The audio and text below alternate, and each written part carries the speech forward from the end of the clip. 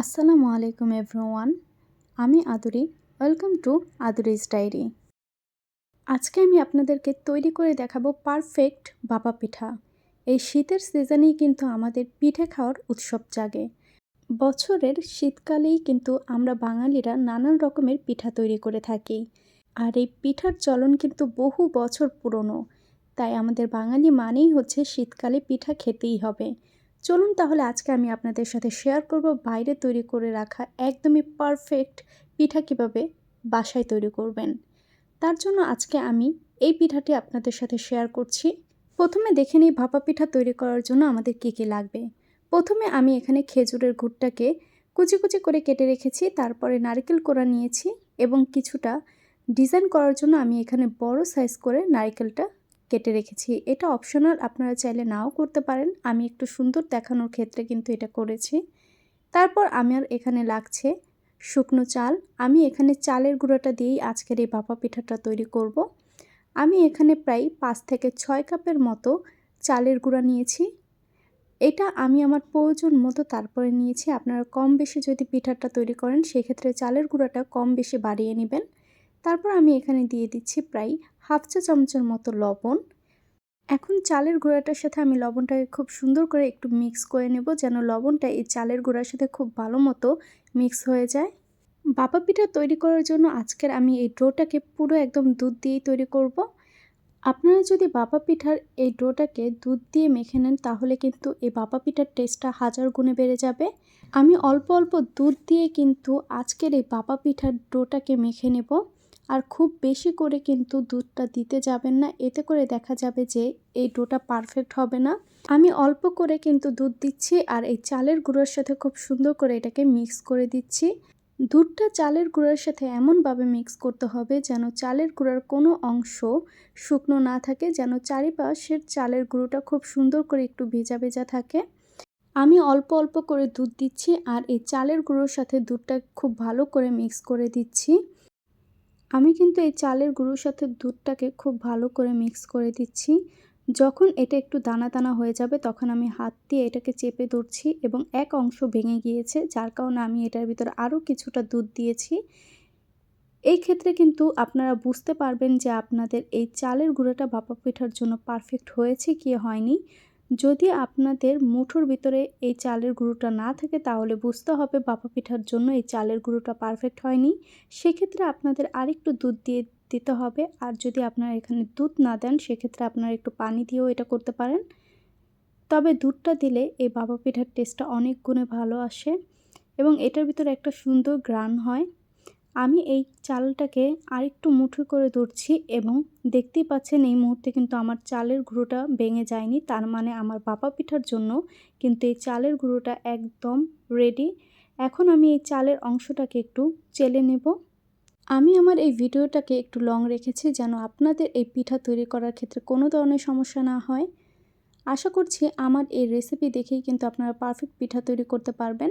এখন আমি একটি মোটা ছিদ্রযুক্ত একটি জালি নিয়েছি যেন এই চালের গুঁড়োটাই খুব সুন্দর করে চেলে নেওয়া যায়। যদি আপনারা ছোট ছিদ্রর জালি নিয়ে থাকেন তাহলে সেটা হবে না, সেক্ষেত্রে আপনাদের এই চালটাকে চেলে নিতে সমস্যা হবে।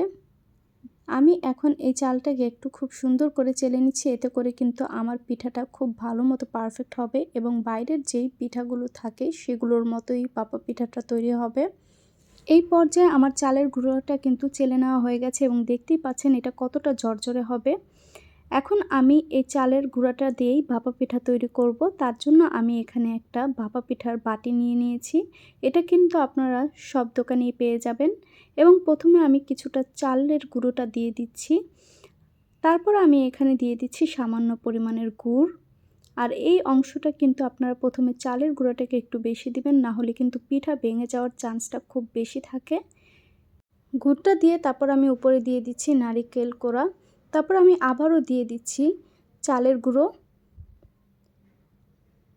এখন আমি পিঠাটাকে একটু সমান করে নিচ্ছি। আমি এই পিঠাটাকে 2 লেয়ার করব। 2 লেয়ারে কিন্তু আমি গুড়টা এবং চালের গুঁড়োটা দিব। উপরে চালের গুঁড়ো দিয়ে আমি আবারও কিন্তু দিয়ে দিচ্ছি গুড়টা। আর এটা কিন্তু আপনাদের মিষ্টির টেস্ট অনুযায়ী বোঝা যাবে যে আপনারা গুড়টা কতটুকু দিবেন এবং কতটুকু কম দিবেন। তারপর আমি উপরে নারিকেল দিয়ে আবারও চালের গুঁড়োটা দিয়ে দিলাম, যেন এই গুড়টা খুব সুন্দর করে একটু ঢেকে যায় এবং পিঠাটা ভেঙে না যায়। চালের গুঁড়োটা দিয়ে আমি চারপাশে একটু খুব সুন্দর করে সমান করে নিচ্ছি। তারপর আমি এখানে ডিজাইন করার জন্য কেটে রাখা সেই বড় নারিকেলের টুকরোগুলো দিয়ে দিচ্ছি। আপনারা চাইলে এখানে ছোট নারিকেলের যে কোড়াটা রয়েছে সেটাও দিতে পারেন। আমি শুধুমাত্র এটা ডিজাইনের ক্ষেত্রে দিয়েছি। দেখতেই পাচ্ছেন আমি ভাপা পিঠার এই বাটির ভিতরে পিঠাটা কিভাবে বসিয়েছি। এখন আমি এখানে একটি নেট দিয়ে কিন্তু ঢেকে দিচ্ছি। আজকে আমি এখানে এই নেটটা দিয়েই কিন্তু ভাপা পিঠাগুলো তৈরি করব। তারপর আমি ভাপা পিঠার এই পাতিলেই কিন্তু এই পিঠাটা আজকে বানাবো। আপনারা এই পাতিলগুলো যে কোনো বড় মার্কেটে পেয়ে যাবেন, কিংবা অনলাইন শপগুলোতেও কিন্তু আপনারা এগুলো খুব ইজিলি পেয়ে যাবেন।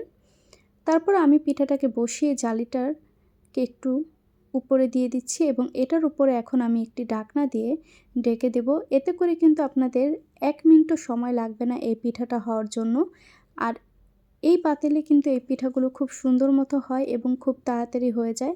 এ পর্যায়ে কিন্তু চুলার জালটাকে আমি একদমই মিডিয়াম আঁচে রেখেছি।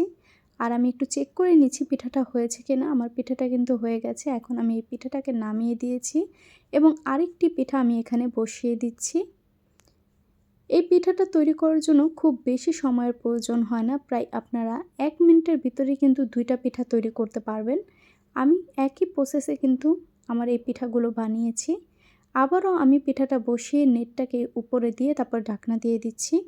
আর চলুন আপনাদের আমি প্রথম পিঠাটা দেখাই, যেটা আমি আপনাদের সাথেই তৈরি করেছিলাম।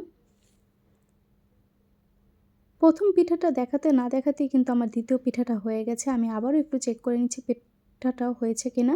এখন দেখছি আমার পিঠাটা হয়ে গেছে। এখন আমি এটাকে নামিয়ে নিচ্ছি এবং আরেকটি পিঠা আমি এখানে বসিয়ে দিচ্ছি। একই প্রসেসে কিন্তু আমি আমার সবকয়টা পিঠা বানিয়ে নিয়েছি এবং আপনাদের সাথে শেয়ারও করব যে এই পিঠাগুলো দেখতে আসলে কীরকম হয়েছে এবং জালি থেকে খোলার পর এই পিঠাগুলো আসলেই সুন্দর মতো হয়েছে কিনা। পিঠাটা ওপেন করে নিচ্ছে আর দেখতেই পাচ্ছেন এটার ভিতর থেকে কিন্তু গরম গরম ধোঁয়া বেরোচ্ছে। আমি আজকের এই ভাপা পিঠাতে কোনো রকমের ফেল পিঠা পাইনি একটাও। আমার প্রত্যেকটা পিঠা কিন্তু পারফেক্ট হয়েছিল এবং কোনো একটা পিঠা ভেঙে যায়নি। প্রত্যেকটা পিঠা খুব সুন্দর করে কিন্তু আমার হয়ে গিয়েছিল। দেখতেই পাচ্ছেন এটার কালারটা কত সুন্দর এসেছে। ঠিক একইভাবে কিন্তু আমার প্রত্যেকটা ভাপা পিঠা এভাবেই তৈরি করেছি। আপনারা যদি আজকে আমার এই রেসিপিতে ভাপা পিঠা তৈরি করেন তাহলে দেখবেন একটা পিঠাও আপনাদের ফেল হবে না। প্রত্যেকটা পিঠা কিন্তু সুন্দর মতো হবে এবং ফেটে যাওয়ার ভেঙে যাওয়ার কোনো রকমের চান্স থাকবে না। এই পিঠাটা এত সুন্দর হবে যে কোনো মানুষ বিশ্বাস করবে না এই পিঠাটা আপনি ঘরে তৈরি করেছেন। সবাই ভাববে যে আপনি হয়তোবা তাদের সাথে মিথ্যা কথা বলছেন। আসলে না, এই পিঠাটার রেসিপি আমি এত ইজিলি আপনাদের সাথে শেয়ার করেছি যে আপনারা খুব সহজেই বাসায় খুব সুন্দর করে ভাপা পিঠা তৈরি করতে পারবেন। আশা করছি আমার এই ভিডিওটি আপনাদের কাছে ভালো লাগবে। যদি ভালো লাগে অবশ্যই আমার চ্যানেলটিকে সাবস্ক্রাইব করুন, পাশে থাকা বেল বাটনটিকে ক্লিক করে রাখুন যেন আমার নতুন নিত্য ভিডিও সবার আগে পৌঁছে যায় আপনাদের কাছে।